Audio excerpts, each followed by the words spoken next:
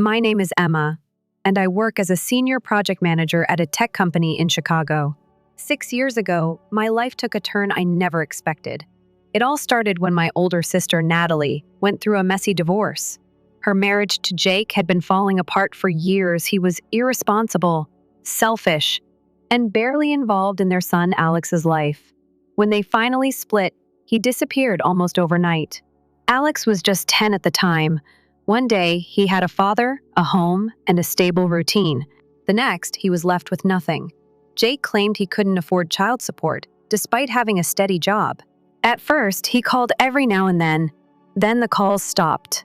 The rare checks he sent barely covered the basics, and soon, Natalie had no choice but to move in with our parents. Our mom and dad, both retired teachers, welcomed them with open arms. They turned the basement into a makeshift bedroom for Alex and gave Natalie their spare room. But they lived on fixed incomes. Offering shelter was all they could do. At the time, I had just landed a solid job and was living in a small but cozy apartment downtown. It wasn't fancy, but it was mine, and I was proud of my independence. I was focused on my career, saving for my future, and enjoying the freedom that came with being on my own. Then came that Sunday dinner. We were all sitting around my parents' table: Mom, Dad, Natalie, Alex, and me. The conversation was lighthearted. Alex excitedly talked about a school project, and for a moment, things felt normal. But after dessert, when Alex went to play video games, my dad cleared his throat. "Emma, we need to talk about something important." I glanced up to see my mom nodding solemnly. "It's about Natalie's situation." I turned to my sister. She was staring at her plate, avoiding my eyes. Dad sighed. "She's struggling. The job at the retail store doesn't pay much. Alex is growing fast and he needs clothes, school supplies." Mom jumped in. "Since you're doing well, maybe you could help out?" I had been expecting something like this. And I wasn't against it. I loved my nephew and I wanted to support my sister.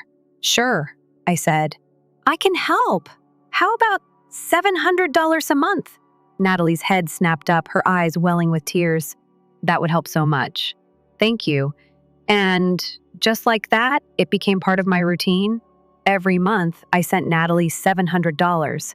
As Alex grew, my support grew too. He became interested in coding, so I paid for programming classes. For his 11th birthday, I bought him the gaming console he had been dreaming of. When he turned 12, I got him a new phone. Every Christmas, the first went all out with gifts. A year later, Natalie moved out of our parents' house and into a small 2-bedroom apartment. I covered the security deposit and the first few months of rent to help her get settled. I visited often, bringing groceries or taking them out to dinner.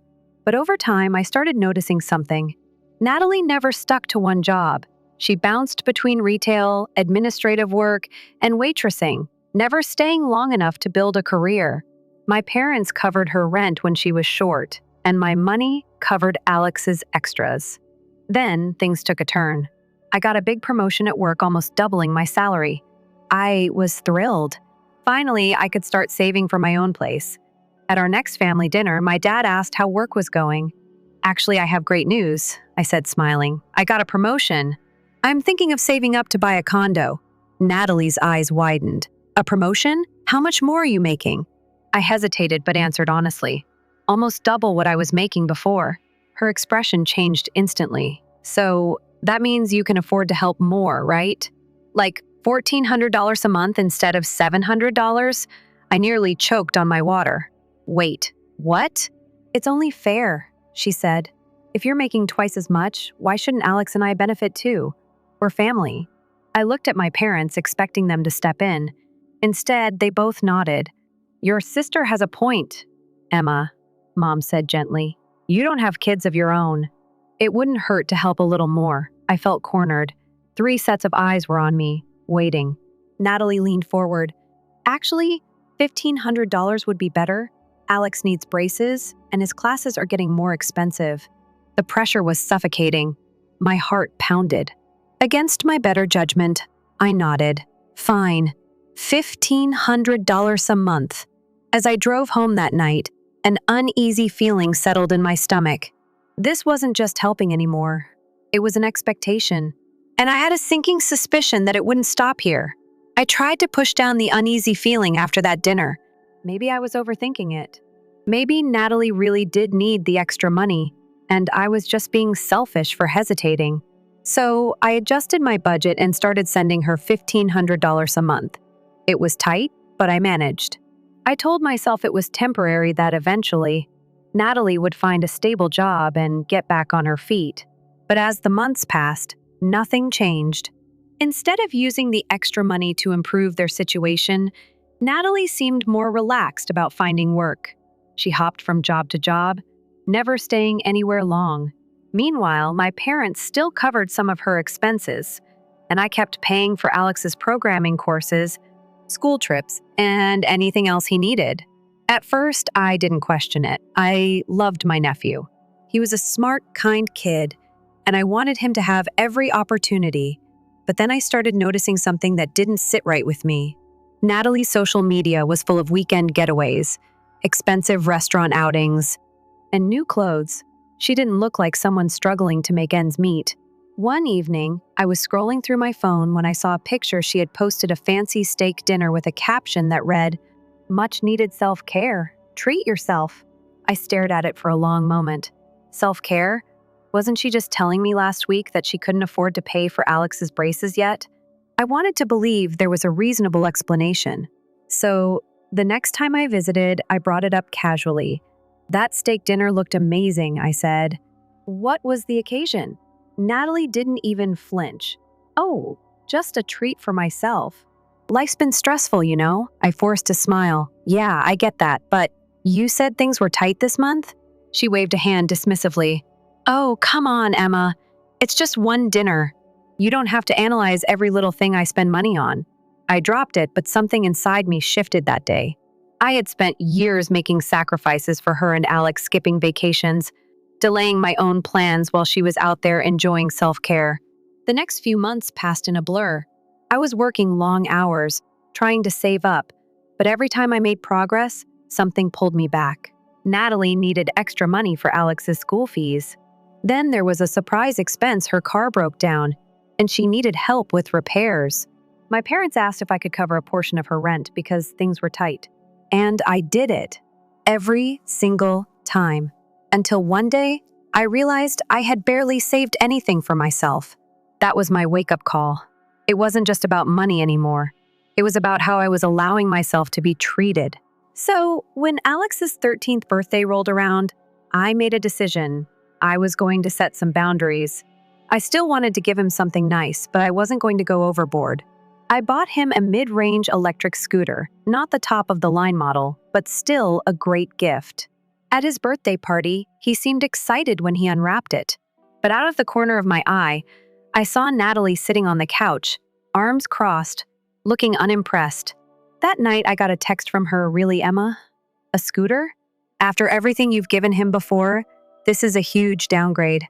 I stared at the message, my stomach twisting. That was the moment I knew things had to change. Over the next year, I started pulling back. Not all at once, but little by little. I told Natalie I couldn't increase the monthly payments anymore. I still sent her the $1,500, but I stopped covering extra expenses. If Alex needed something beyond basics, I encouraged him to talk to his mom. She didn't like that. "Emma, you know I can't afford all of this on my own," she whined one night over the phone. "You could if you had a stable job," I said, trying to stay calm. She scoffed. "Oh, so now you're judging me? You don't understand what it's like to be a single mom." I clenched my jaw. "I get that it's hard, Natalie, but I can't be responsible for both of you forever." She didn't answer, just sighed dramatically and muttered something about how family should stick together. Things were tense for a while after that, but I stood my ground. Then, I finally did it. I bought my first apartment. It wasn't anything extravagant, a modest one-bedroom in a quiet neighborhood, but it was mine. The down payment wiped out my savings, and the mortgage was steep, but I felt a sense of pride I hadn't felt in years. To celebrate, I hosted a housewarming party, inviting close friends and family. When Natalie and Alex arrived, she walked through my apartment, eyes scanning every corner. "Wow," she said, her tone flat. "This is nice. Thanks," I said, smiling. It took a while, but I finally got my own place. I turned to see Alex giving me a half-hearted congratulations before immediately asking for the Wi-Fi password. Later, as I refilled the snack bowls in the kitchen, I overheard Natalie whispering to one of our cousins, "Alex and I deserve a place like this more than she does. We're the ones stuck in that tiny rental while she lives here alone." I froze. For years, I had given so much, sacrificed so much, and this was how she saw me? As someone who didn't deserve what I had worked for? I took a deep breath, forcing myself to let it go. "Not today, Emma. Don't let her ruin this." But something in me hardened that night. I had spent years supporting them, always putting their needs before mine. And yet, no matter how much I gave, it was never enough. That's when I realized it was never going to be enough. Not for Natalie, not for my parents who always took her side. Something had to change. And this time, I wasn't going to let guilt stop me. The housewarming party should have been a happy memory, but instead, it left a bitter taste in my mouth. I couldn't shake Natalie's words. "We deserve this more than she does." It was like all the years of sacrifice, all the money I had given meant nothing. But I didn't confront her. Not yet. Instead, I focused on settling into my new home. For the first time in years, my paycheck wasn't disappearing into Natalie's account. The second it arrived, I could actually buy things for myself without guilt. I decorated my apartment, took a weekend trip with friends, and even started thinking about hobbies again. It felt good. Then the hints started. At first, it was subtle. Alex, now 15, started bringing up cars more often. He'd mentioned friends whose parents were planning to buy them one for their 16th birthdays. He talked about models he liked, casually throwing in how cool it would be to have his own car. I played along, acting neutral. "That's exciting. Have you started saving up?" He'd just laugh, like I had told a joke.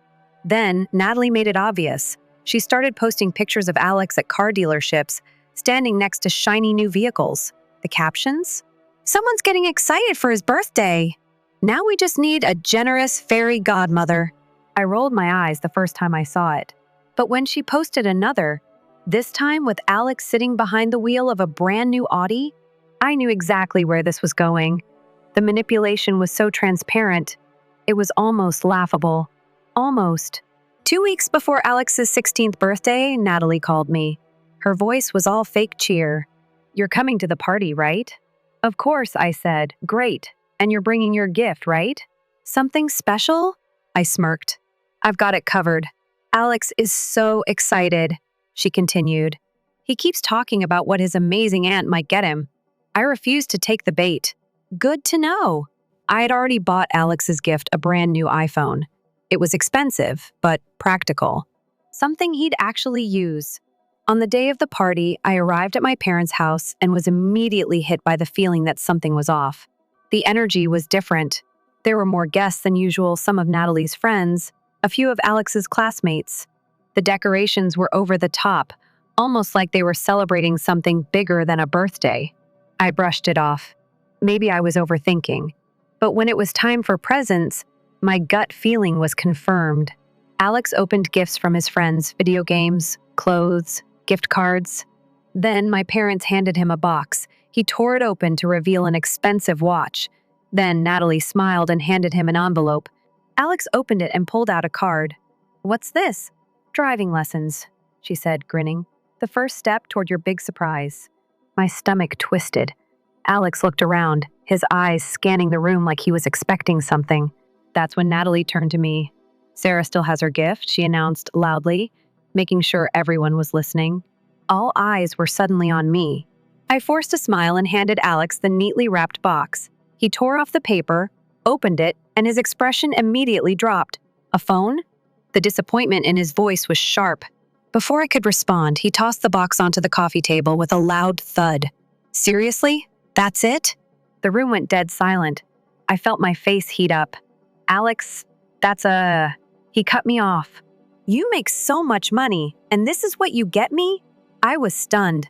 Natalie stepped forward, shaking her head. "Wow, Emma! After everything? We've been hinting for months. A phone? Really?" Something inside me snapped. I slammed my hand down on the table. "Enough." The room jumped. I turned to Alex. "I have spent years supporting you and your mother. I've paid for your classes, your hobbies, your birthdays, your trips. And this entitlement is how you repay me?" He looked shocked, like it had never even occurred to him that I might not just give him whatever he wanted. I grabbed the phone box off the table. "If you don't like it, I'll take it back." Natalie scoffed. "Are you serious?" "Dead serious." I turned to her. "And you have treated me like an ATM for 6 years. No gratitude, no appreciation, just endless expectations." She opened her mouth to argue, but I didn't let her. "I am done." Silence. My parents sat stiffly, avoiding eye contact. The guests awkwardly shuffled, pretending not to be witnessing a full-on family implosion. Natalie's face turned red with rage. "You can't do that. We depend on you." I took a deep breath. That's not my problem anymore. And then I walked out. I ignored the stunned whispers behind me, the hushed gasps, the phone vibrating in my pocket. For the first time in years, I felt free. When I got home, I had 12 missed calls. Mom, Dad, Natalie, even Alex. The text messages were worse. "Mom, Sarah, you embarrassed us in front of everyone. Call me back now." "Dad, we raised you better than this. Your behavior was shameful." "Natalie, you selfish, greedy bee. You always were. You owe Alex an apology and a real gift." Not a single message acknowledged that maybe, just maybe, Alex's reaction was the real problem. I didn't respond. Instead, I blocked them. Every single one. The next day, I canceled the automatic transfer to Natalie's account. For the first time in 6 years, I wasn't funding someone else's life, and it felt amazing. But I knew this wasn't over. Because people like Natalie, they don't go down without a fight. The first few days after cutting them off were strangely quiet. No more calls, no texts. It was almost unsettling. I knew Natalie, and I knew my parents' silence wasn't their style. And I was right. By the end of the week, the guilt tripping began. First, it was Mom. Her messages started off soft. "Mom, Emma, family sticks together. We don't abandon each other." Then she tried to play the nostalgia card. "Mom, remember when you and Natalie used to play dress up? She adored you. You were inseparable." I rolled my eyes. That was decades ago. When that didn't work, the messages got sharper. "Mom, you embarrassed us in front of everyone. Is this really the kind of person you want to be?" Then Dad jumped in. "Dad, Alex is devastated. You crushed him. He looked up to you, Emma." Ah, there it was. The emotional manipulation. But I didn't fall for it. Then came Natalie, and she wasn't subtle. "Natalie, you're a selfish, heartless bitch." Blocked. I knew what was coming next. She wasn't the type to accept defeat. And sure enough, the next move was in-person confrontation. It happened the following evening. I had just gotten home from work when I heard loud knocking on my apartment door. I peeked through the peephole. Mom and Natalie, both standing there, arms crossed, wearing matching expressions of rage. I sighed and debated pretending I wasn't home. But they had already seen my car in the parking lot. "Emma, open the door!" Mom's voice was sharp. I took a deep breath and opened it, blocking the doorway with my body. "What do you want?" Natalie shoved past me and stormed into my living room like she owned the place. Mom followed, her face tight with disappointment. I shut the door and turned to them. "I didn't invite you in." Natalie ignored me, spinning around with her arms crossed. "You owe us an explanation." "No," I said, keeping my voice even. "I don't." Mom sighed, stepping forward. "Emma, this is ridiculous. You're punishing your family over what? A misunderstanding? A moment of bad behavior from a teenager?" I laughed, actually laughed. "A misunderstanding?" Alex threw a tantrum because I didn't buy him a car. "And instead of correcting him, you both acted like I was the problem." Natalie scoffed. "You're making it sound worse than it was. He was just—" "No," I interrupted. "We're not doing this. I'm done being manipulated. I'm done being your personal bank." Mom's face hardened. "Family helps family, Emma." I exhaled slowly, forcing myself to stay calm. "No, family doesn't take advantage of each other. I have spent 6 years sacrificing for you, Natalie. I helped pay your rent, your bills, Alex's classes, his hobbies, his birthdays, everything. And instead of being grateful, you acted entitled." Natalie's jaw tightened. "Because we needed that money." You needed to take control of your own life, I shot back. She flinched but recovered quickly. And what, you're just going to let Alex suffer? You know how hard things are for us. You think he deserves to struggle? That one stung. Because, despite everything, I did love Alex. But I wasn't going to fall for it. He's not suffering, I said firmly. He has a roof over his head. He has food. And if you actually got a stable job instead of bouncing around and relying on other people, he'd be just fine, Mom gasped, like I had slapped her. Emma, how can you be so cruel? I turned to her, my patience snapping. Cruel? You let Natalie use me for years. You encouraged it. Every time she needed money, you looked at me like it was my responsibility to fix it. Mom's eyes filled with tears, but I didn't back down. Natalie threw up her hands. So that's it? You're just walking away? Cutting us off like we're strangers? I met her glare without flinching. I'm walking away from being used. If you want a relationship with me, it's going to be real, not based on what I can give you. She let out a bitter laugh. You're going to regret this. I tilted my head. No, Natalie, you are. For the first time, I saw something flicker in her expression. A sliver of doubt. Mom sighed heavily. Come on, Natalie. We're wasting our time. They walked out, slamming the door behind them. I locked it, exhaling as tension drained from my body. For the first time in years, I felt truly free. Cutting them off wasn't easy. For the next few weeks, I heard from relatives, cousins, aunts, even family friends. Apparently, Natalie and my parents were telling everyone that I had abandoned them, that I had promised to support Alex through college, and then suddenly backed out. Some believed them. Others knew better. A few days later, my Aunt Linda called. I was at Alex's party, Emma, she said. What happened wasn't right. You've done more than enough for them. Her words meant more than I expected. I threw myself into work, into my own life. Without the financial drain, I started saving again. I planned my first real vacation in years. I felt lighter. Then, about 3 months later, something unexpected happened. I was leaving the office when I heard a voice behind me, Aunt Emma. I turned and froze. It was Alex. He looked different, older, and nervous. Does your mom know you're here? I asked cautiously. He shook his head. No, and I'd like to keep it that way. I studied him for a moment, then nodded. There's a coffee shop around the corner. Let's talk. We sat in a quiet booth, drinks in hand. Alex fidgeted with his cup, staring down at it. I wanted to say, I'm sorry. I blinked. For what? For my birthday. For how I acted. It was wrong. I let his words settle before I spoke. What made you change your mind? He sighed. At first, I was mad at you. Mom kept saying you were selfish, that you'd come around. But then you didn't. I stayed quiet, letting him continue. And when you stopped sending money, everything changed. Mom had to work full time. I had to drop some activities. He hesitated. And I got a job. That caught my attention. A job? Yeah, grocery store. It's not much, but working for my own money made me see things differently. He finally looked up at me. I took a lot for granted. And I miss you. Something in my chest softened.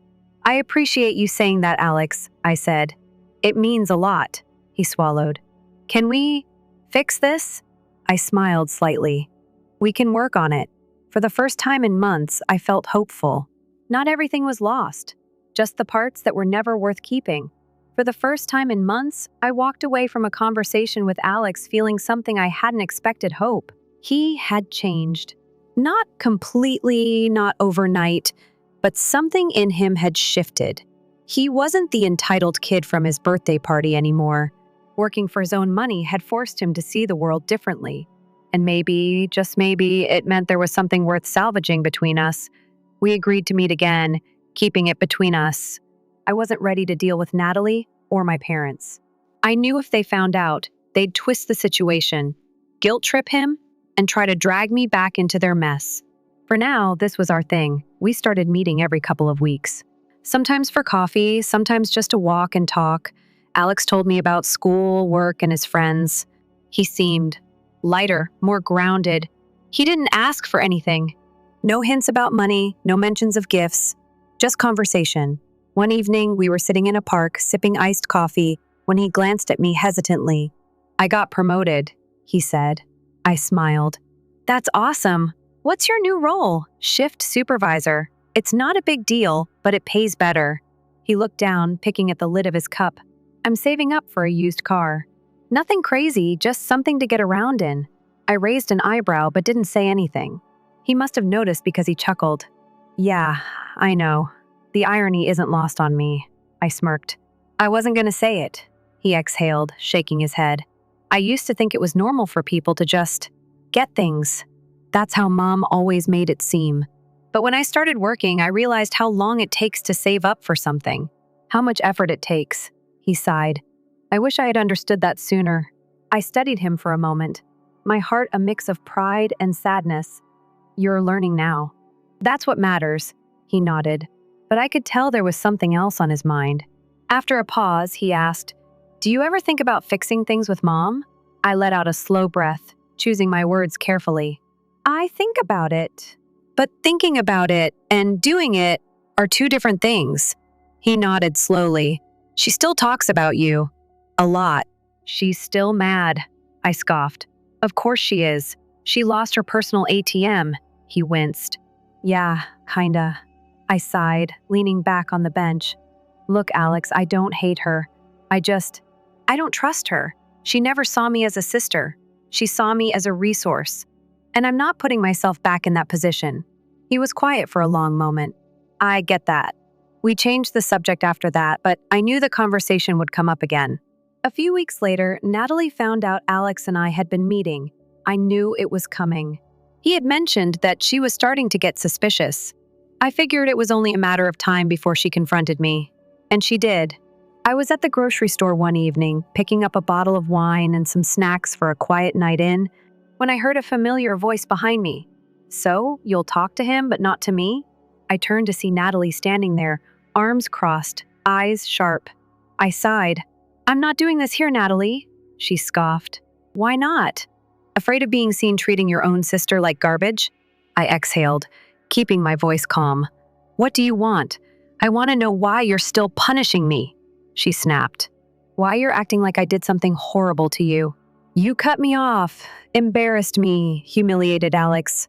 I laughed dryly. "Humiliated Alex? You mean the kid who threw a tantrum because I didn't buy him a luxury car?" She rolled her eyes. "He was a kid, Emma. He was 16, old enough to know better." She stepped closer, lowering her voice. "You ruined our lives." I stared at her, genuinely stunned by the delusion. "Ruined your lives?" "Natalie, I supported you for 6 years. Rent, bills, groceries, Alex's hobbies, birthdays, everything. And it was never enough for you," her jaw tightened. "We needed that money. No. You needed to take responsibility for your own life," I said firmly. "And instead of being grateful, you just kept demanding more." She shook her head, her face twisting with anger. "You think you're so much better than me, don't you?" I sighed, suddenly exhausted. "I don't think I'm better than you, Natalie. I just think I worked for what I have. And I think you spent years expecting me to share everything I worked for." She went quiet for a moment, something flickering across her face. Maybe it was realization. Maybe it was just more resentment. Then she went for the final blow. "You know Mom and Dad still help me out, right?" she said, smirking slightly. "They pay my rent when I can't. They cover some of Alex's expenses. They do it because they actually understand what family means." I felt my stomach twist, but I kept my face neutral. "Good for them," I said simply. Her smirk faltered. "That's it?" she snapped. "That's all you have to say?" I met her gaze evenly. "Natalie, if they want to help you, that's their choice. Just like it was my choice to stop." She opened her mouth, then shut it, nostrils flaring. "You'll regret this, Emma. Family is all you have in the end." I tilted my head. Funny. That's what Mom said when she showed up at my apartment demanding money. Her expression darkened. She turned sharply and stormed off without another word. I let out a slow breath and continued my shopping. I had won, not in a gloating, triumphant way, but in the way that finally, I was free. It's been almost a year since I cut Natalie off. Alex and I still talk. We meet every few weeks, catch up on life. He's grown a lot, not just physically, but emotionally. He understands the value of money now, the value of earning things instead of expecting them. He finally saved enough to buy a used car. Nothing fancy, but he worked for it. And that means more than any gift ever could. Natalie and I haven't spoken since that night in the grocery store. My parents still take her side. Mom saw me at a family gathering a few months ago. She ignored me completely, didn't even say hello. And you know what? It didn't hurt like I thought it would, because I've built a life without them. A real life. One where I'm not constantly drained emotionally, financially, mentally. Sometimes I wonder if I'll ever make peace with them. Maybe one day. But for now, I'm finally at peace with myself. And that's enough. It's been a little over a year since I cut Natalie off. 1 year of no forced financial obligations, no guilt-tripping messages, no unexpected demands, just peace. At first, it felt strange, almost too quiet. My phone wasn't buzzing with requests for money. There were no urgent calls from my parents pressuring me to step up. It was like stepping into a new life where I was no longer expected to play the role of the self-sacrificing sister. And as time passed, I realized something even more important. I liked this version of my life. I could finally breathe. In the beginning, Natalie still tried to guilt-trip me through mutual family members. "She's struggling, Emma," my Aunt Linda said over coffee one afternoon. "You really won't reach out?" I sipped my drink calmly. "She's struggling because she refuses to take responsibility." "I'm not responsible for fixing her life," Aunt Linda sighed. "She's been job hopping again. And your parents are exhausted trying to help." I shrugged. "That's their choice." She studied me for a long moment before nodding. "You've changed." I had to. And that was the truth. The old me would have caved, would have felt guilty, would have rushed in to fix everything. But that person no longer existed. Natalie was an adult. She had every opportunity to stand on her own, and she refused. That wasn't my problem anymore. The only real connection I kept was with Alex. He was different now, more mature, more grounded. One evening, we met for dinner at a small burger joint near his work. He looked genuinely happy, not the sulky, entitled teenager he had been a year ago. "Guess what?" he said, setting his drink down. "I got accepted into a college program. Business and marketing." I grinned. "That's amazing, Alex. Congrats." He rubbed the back of his neck. "It's not a fancy school or anything, but I think it's the right fit for me. I'll be able to work part-time while studying." I saw the pride in his eyes, real, earned pride. Not the kind that came from receiving handouts, but from working toward something. "You're gonna do great," I said. He hesitated for a moment. I wanted to say, "Thank you for everything," not just for helping me before, but for stopping. That caught me off guard. "Stopping?" He nodded. "Yeah. I was mad at first, but now, looking back, I think it forced me to grow up. It made me see how much you'd been carrying for years. And I get it now." I swallowed past the lump in my throat. "I'm really proud of you, Alex." He smiled. A real, genuine smile. And in that moment, I knew that even though I had lost a sister, I had gained something more valuable, a real relationship with my nephew. I knew it was coming eventually, the last desperate attempt. It happened on a cold January morning. I was walking out of my apartment building when I spotted my mother sitting on a bench nearby. I considered turning around, pretending I hadn't seen her, but I was tired of running from these moments. With a sigh, I walked over. "Mom." She looked up, eyes red-rimmed like she'd been crying. "Emma." I sat down beside her. "What do you want?" She let out a shaky breath. "Natalie's in trouble." I waited. "She's behind on rent. She lost another job. She doesn't know what to do." I stared straight ahead. "And?" Mom flinched, like she had expected a different reaction. "And she needs help." I turned to her, my voice steady. "No, she needs consequences." Her lips trembled. "She's your sister, and I was her bank account for years." Mom shook her head. "This isn't who you are. You're kind. You always took care of your family." I sighed. "No, Mom. I always let my family take advantage of me. There's a difference." Tears welled in her eyes. "So that's it? You're just going to let her struggle?" I met her gaze evenly. "Yes." She gasped, like I had said something horrific. "She's had years to figure things out," I continued. "And instead of working toward stability, she used every person she could. She chose this, Mom." I didn't do this to her. She did it to herself. Mom wiped her eyes. I don't know who you are anymore. I smiled sadly. I do. For the first time in my life, I do. She looked away, staring at the snow-covered sidewalk. After a long pause, she whispered, Your father and I won't be able to keep helping her forever. I nodded. I know. She turned back to me, her expression unreadable. And when that happens, I stood up. She'll have to figure it out just like I did. Then I walked away. And this time, I didn't look back. Months passed. Natalie still jumped from job to job. My parents still enabled her, but even their patience was wearing thin.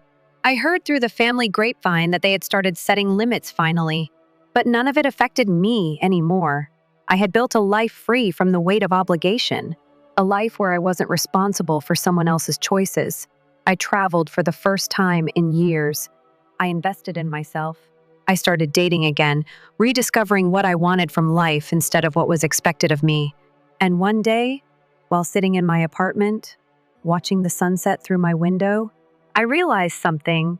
I didn't regret it, not one bit, because choosing myself wasn't selfish. It was necessary.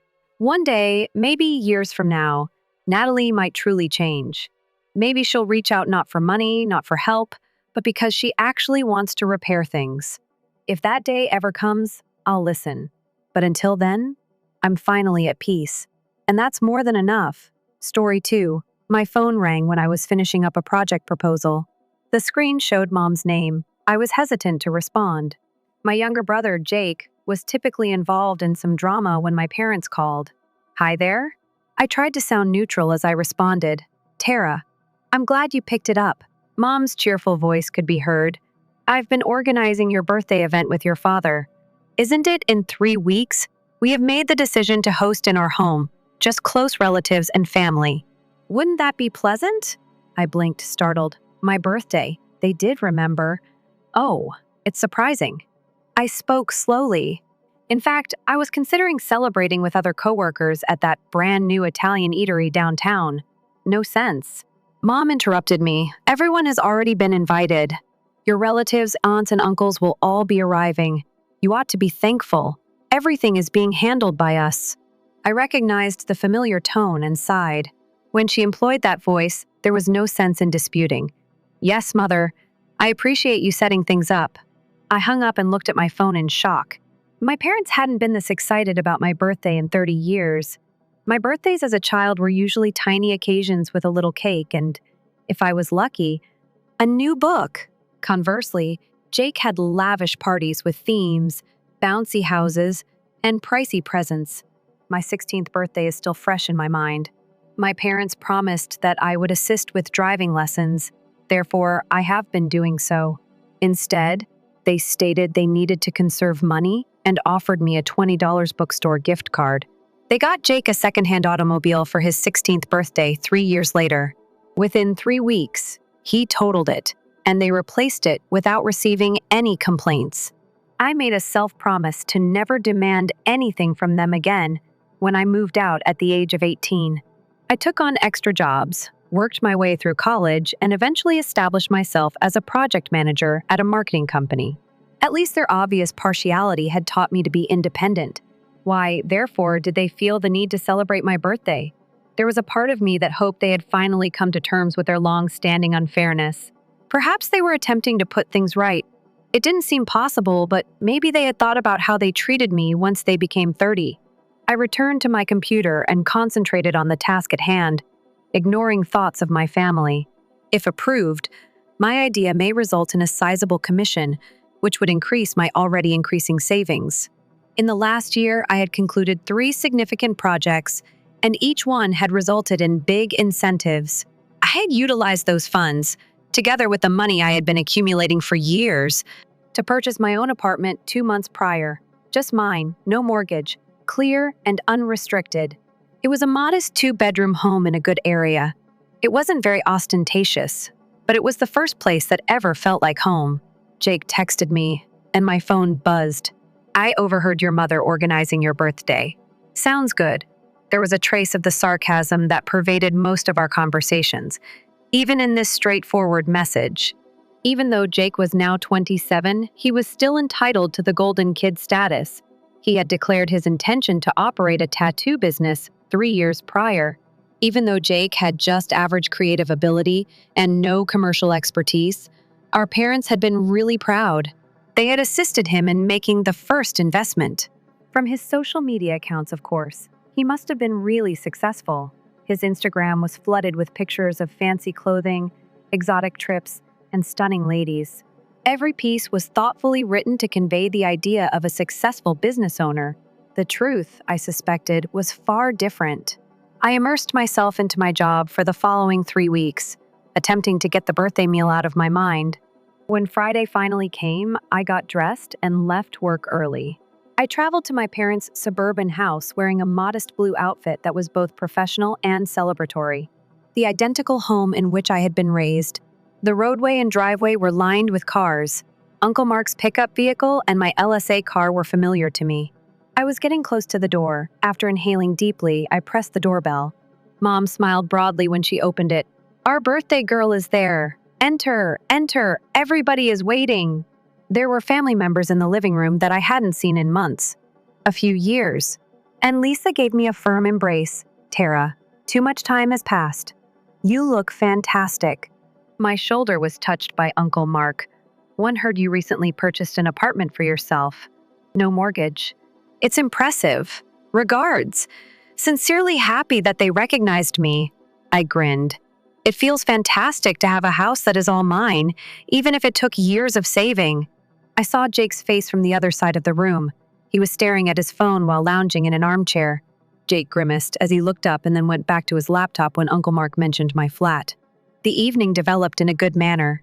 The discussion flowed while we ate my favorite dish, lasagna, which my mother rarely prepared. Family members complimented me on my apartment and inquired about my work. Many remarked on my innate sense of responsibility. "Do you recall when Tara first started her little local dog walking company at the age of 12? Lisa thought back. "Be an entrepreneur at all times." I grinned, like the infrequent attention. Jake was quiet most of the time, tapping on his pricey new phone now and again. "I know of a model that was far above $1,000.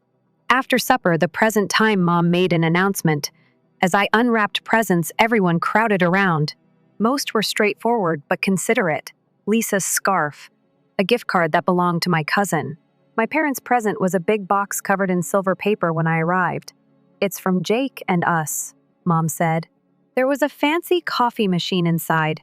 "It's not the most intimate present, but it's definitely helpful," I said. "Thank you," with sincere gratitude. "This is fantastic." As the evening drew to a close, with every last embrace, relatives started to go. I was more at ease. Perhaps my parents were genuinely attempting to patch things up between us. Although it hadn't been particularly lavish, this birthday had been typical. That alone seemed like a gift. Once everyone had departed except for myself, my dad, and Jake, I started gathering my stuff. "Thanks for hosting, Mom. This was nice." "Wait, Tara," Mom murmured, her look suddenly concerned. "We need to talk to you about something important. Sit down, please." The shift in her tone made my gut knot, but I took a seat on the couch. Dad joined Mom on the couch opposite me, as Jake lounged in a neighboring chair, still immersed on his phone. "What's going on?" I questioned, my prior happiness gradually vanishing. Mom and Dad shared a look before Mom spoke. "It's about Jake. He's facing some financial issues. A few years ago, when Jake launched his tattoo parlor, he took out some debts for company expansion. Dad jumped in. The firm hasn't been going as well as predicted, and now he's having problems keeping up with the payments." I bit my tongue to keep from informing out that Jake was rarely at his shop. His Instagram showed him a beach, resorts, nightclubs, and on boats with new ladies virtually weekly. Just last month, he tweeted images from a 2-week trip to Bali.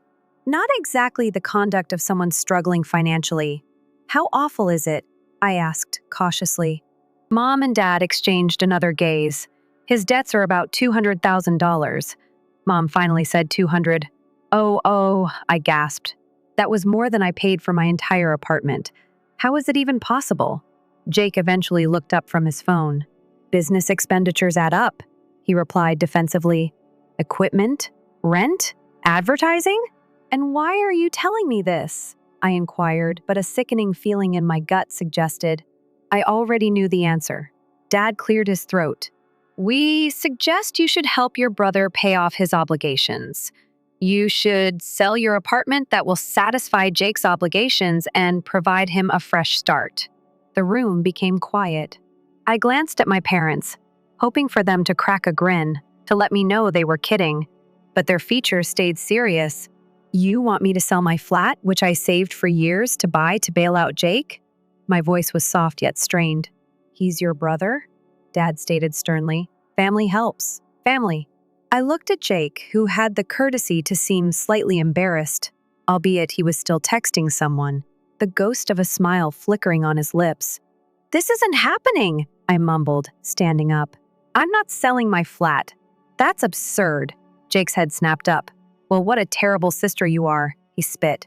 I knew you wouldn't help. You can't be serious, I said, gazing from Jake to my parents. He owns a yacht, for God's sake. I've seen the images. He drives a Porsche. Why doesn't he sell those? Those are vital for my image as a businessman, Jake replied, suddenly enthusiastic.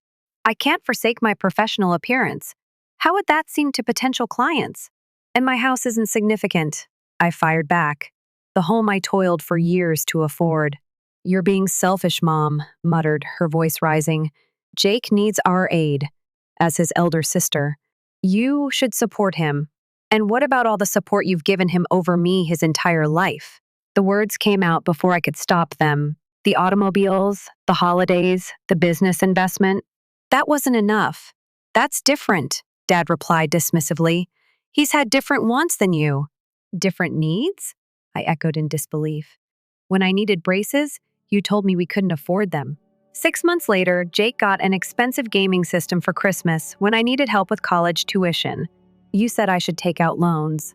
But when Jake wanted to start a tattoo parlor with zero experience, you handed him thousands. Stop exaggerating, Mom snapped. We've always treated you both fairly. I took a deep breath, trying to calm myself. I'm not selling my apartment in a discussion. Mom's face hardened. She stood up, walked to the coffee table, and grabbed the box containing the coffee maker they'd given me earlier. Then you don't deserve gifts from us, she said coldly, pulling the box away. I stared at her in shock, even for her. This was cruel. I think you should leave, Dad said, standing beside Mom. If you can't support your brother in his time of need, you don't deserve to be part of this family. You don't deserve to be our daughter, Mom added, her voice ice. Jake watched this exchange with a smug expression that made my blood boil. Fine, I said, grabbing my purse and jacket. I'm going home to the apartment I earned that I own and that I am absolutely not selling. Get out, Mom hissed. Just get out! I walked to the door with as much dignity as I could muster. None of them followed me. As I stepped outside, I heard the door slam behind me. The drive home was a blur. My phone kept buzzing with texts, but I ignored them until I was safely inside my apartment. When I finally looked, I wished I hadn't. Mom, you ungrateful girl.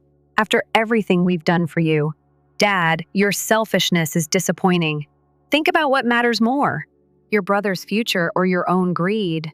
Jake had sent the most hurtful messages. Have fun being alone in your precious apartment.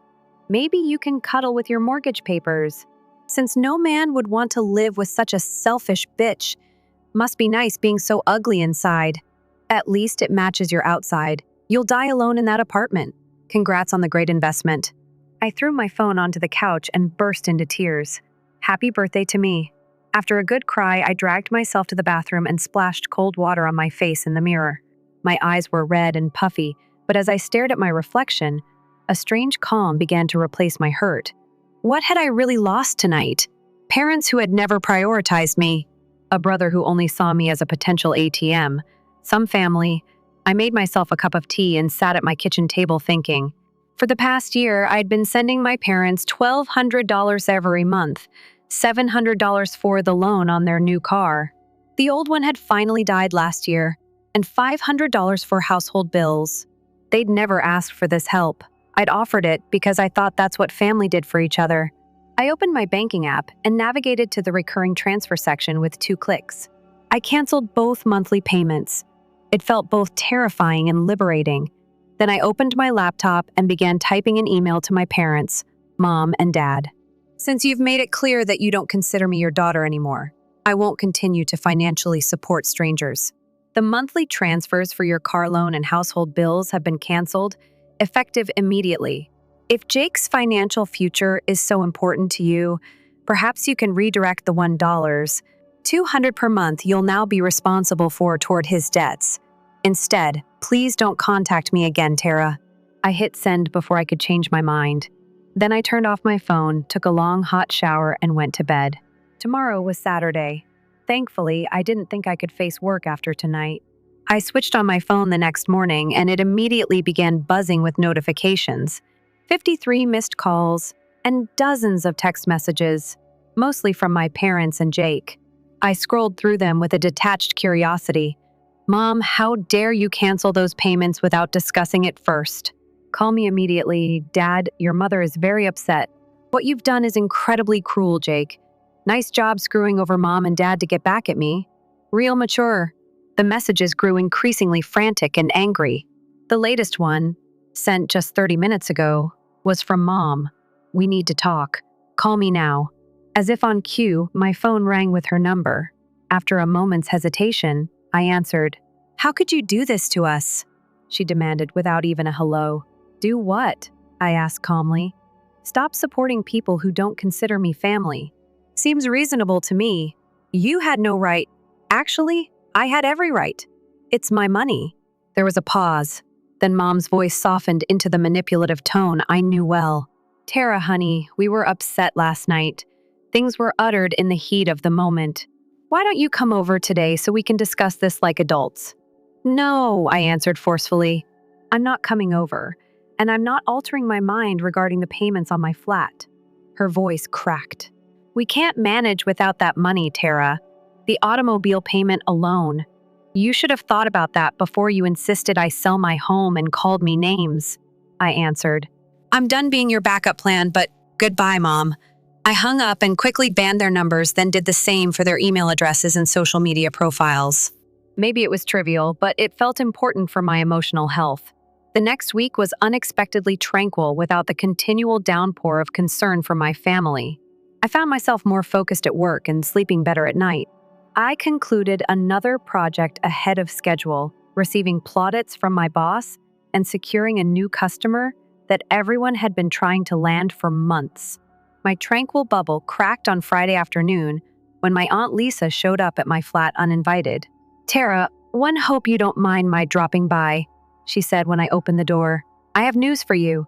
I busied myself in the kitchen while Aunt Lisa relaxed on my couch. When I returned with 2 glasses, she got right to the point. Your folks have been telling everyone a really intriguing story, she added. According to them, you've cut them off financially since they didn't give you an expensive enough birthday present. I nearly choked on my water. What? There's more Lisa continued. Your mother alleges she insisted they sign up their house to you, or you'd cease assisting them with expenses. I sighed and told her everything. The birthday supper. Jake states, my parents insist that I sell my flat and the hateful texts later. I had the texts, I added, bringing out my phone and showed her the hateful messages from my relatives.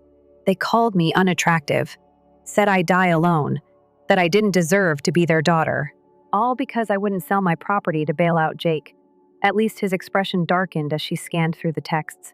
This is horrible, she mumbled. And now they're playing the victims. Typical. I've observed how they've treated you compared to Jake for 30 years, when you were 10 and won that school science fair. Your mother scarcely acknowledged it. 2 years later, Jake created that lousy volcano that didn't even explode correctly, and they threw him a celebratory supper. Her comments brought back a flood of memories. I attempted to conceal the moment Jake crashed the family car and acquired a new one. While I had to save for years to buy my first used automobile, the Christmas I received stinks. While Jake acquired the latest game console after Aunt Lisa left, pledging to put the record straight with other relatives, I felt both validated and drained. For the first time, someone in my family had acknowledged the unfair treatment I'd undergone all my life. The next Wednesday, I was at my desk reading a client proposal when my office phone called. Miss Mitchell. It was the security man from the lobby. There's a pair here stating they need to see you. They say they're your parents. My heart raced. I don't want to see them, Sam. Please don't let them up. No issue. Should I ask them to leave the premises? Yes, please. But I paused, then sighed. Tell them. I'll come down to the lobby. I'll speak to them there for 5 minutes. But that's it. I rode the elevator down, mentally bracing myself. When the doors opened, I spotted my folks standing near the security counter. Mom's eyes were red and Dad looked weary. You have 5 minutes, I responded coldly, guiding them to a corner of the lobby, away from prying ears. This has gone far enough, Dad began. Your ad has been telling everyone your version of events, and now the whole family is treating us like we're monsters. My version. I laughed cruelly. You mean the truth. You're exaggerating everything. Mom hissed. We were only asking for your aid, and you've transformed it into this character assassination. I showed at least Lisa the mails you sent me, I answered calmly. Your identical words calling me ugly, stating I die alone. Was that an exaggeration? They exchanged uneasy stares. We were upset, Dad murmured. People say things they don't mean when they're upset. The way I see it, you finally voiced what you've always thought of me. Mom's face contorted with anger. This isn't about ancient history, Tara. This is about now. Your brother needs help. And instead of supporting him, you've destroyed our reputation with the family. You destroyed your own reputation by lying about me, I countered. And by treating me like crap my entire life. That's not true, Mom objected. You have always been loved by us. The same as Jake. I chuckled at the obvious lie. Yes, Mother. That's why I received a gift card and Jake received a car at the age of 16. You paid for his business because of this, but you advised me to take out college loans instead. You have always been self-sufficient. Weakly, said Dad. Jake requires additional assistance. Jake must mature and accept the repercussions of his behavior, I said. You do, too. Mom's expression grew stern. All right. This will ruin your life if that's how you want to play. We'll use different numbers to call you. From new accounts, send you an email. Arrive at your workplace. Dad looked anxiously at the security guard who was keeping a close eye on us and warned, Sarah, no, Bill, Mom went on, raising her voice. I'm done playing nice. We'll visit her house and get in touch with her friends. Until she assists Jake and resumes helping us, we won't give up. I had had enough of their conceit, entitlement, and persistent manipulation of my emotions. They genuinely believed they could intimidate me into forfeiting all of my hard-earned money. I took my phone out and punched in a number. Who are you phoning, Dad? Mark Donovan, please? Calmly, I answered. He is our company lawyer. He and I have already spoken about my family situation. Mom's face turned white. Are you contacting a lawyer by yourself? Parents? The first said into the phone. Hello, Mark. Tara Mitchell is here. Do you recall the case of family harassment I brought up? They are currently threatening me here at my office. Would you mind visiting the lobby? I stopped and listened. Regards. Thank you. I hung up and turned to face my parents. It will be 2 minutes before he arrives. Mom started to say, we wouldn't actually, but stopped when a well-dressed man in his 50s came up to us. Tara. After giving me a nod, he turned to face my parents. Mitchell, Mr. and Miss S. I'm Mark Donovan, your daughter's personal friend and the corporate counsel for this business. Dad said sternly, This is a family matter. You're not worried about it. Yes, it does, Mark said. I've already seen the menacing messages you sent, Tara. You've come to her place of employment to harass her further. I want to be clear. We will seek a restraining order and, if required, criminal charges if you keep contacting Tara against her wishes via phone, email, in person, or through third parties. You wouldn't. Mom looked at me and whispered. I said steadily, Try me. I will no longer be your punching bag. From now on, all correspondence must go via me, Mark went on, passing his business card to each of them. Enjoy your day. After a moment of standing motionless, my parents turned and left without saying anything more. I watched them climb into their car through the glass doors. It was an older model that I didn't recognize, not the new one they purchased with my assistance. "Are you all right?" When they had driven off, Mark inquired. "Yes," I said, and to my surprise, I meant it. "I believe I am." Following the altercation at my workplace, I was never bothered by my parents again. Mark's legal warning had been spot on, and my life had become incredibly tranquil. No more demands, no more guilt trips, no more drama. Lisa called me for our weekly chat one Saturday morning. After we had caught up on everyday matters, she remarked, "I thought you'd want to know. Last week, the bank took back her parents' vehicle. Without your assistance, they would not have been able to make the payments. I understand." Something gave me a nudge, so I said, "Not exactly." Feeling guilty? More akin to recognition, Jake also had to sell his extravagant boat and Porsche, she went on. Made a dent, but it didn't pay off all of his bills. He is currently living with your parents once more. Is he still seeking employment? I inquired. Yes, in fact. He has many downtown locations scheduled for interviews. Nothing special, just everyday work. I grinned to myself. Excellent. He would benefit greatly from a typical work with regular hours. We hung up and I reached for my camera. I was going to the municipal park with a recent acquisition that swiftly became my obsession. I now use photography as a weekend getaway to appreciate the beauty in the world. My buddy Rachel confirmed our plans for a weekend getaway to the seaside next month with a text message that buzzed through my phone. With the burden of taking care of my family's financial issues gone, I had recently found more time for travel and friendships. I felt a wave of satisfaction when I framed the image of an old couple feeding ducks near the pond. Now, my life was entirely mine, molded by my decisions, principles, and aspirations. I felt really free for the first time in 30 years. Story 3. My sister Lily's wedding was about to happen, and my husband, Mark, and I pulled up to the location. The $10,000 envelope was securely placed in Mark's jacket pocket, Lily's wedding present from us. Furthermore, we had already paid for around 1/3 of the wedding costs. Although it was a substantial sum, we were able to afford it because of Mark's work in investment banking and my role as head of marketing. Lily was also my only sibling,